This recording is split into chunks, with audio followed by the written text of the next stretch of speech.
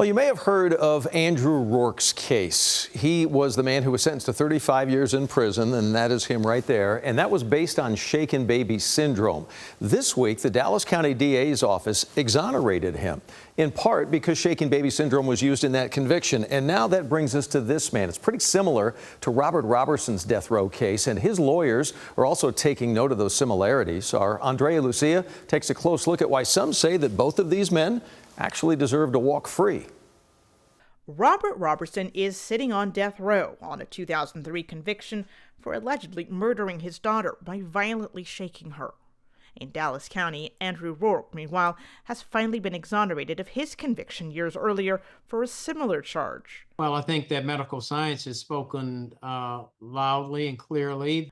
Dallas County DA John Creuzot says his office began examining Roark's case in 2012, citing the evolving science around shaken baby syndrome. So it has completely removed the underpinning for these types of convictions.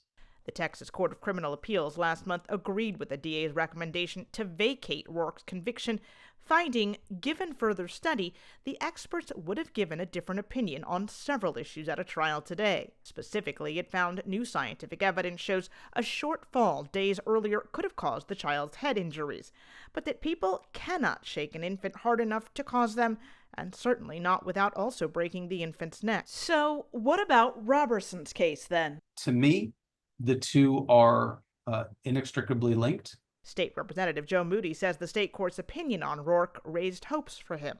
Very similar.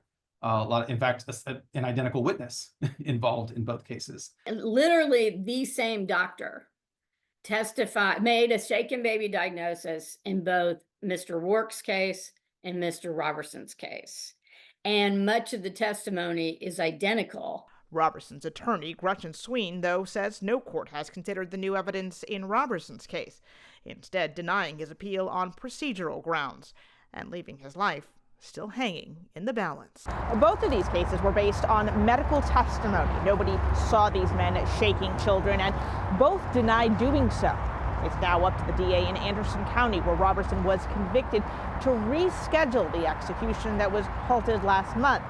His attorney has asked that she hold off and look at the evidence. In Dallas, Andrea Lucia, CBS News, Texas.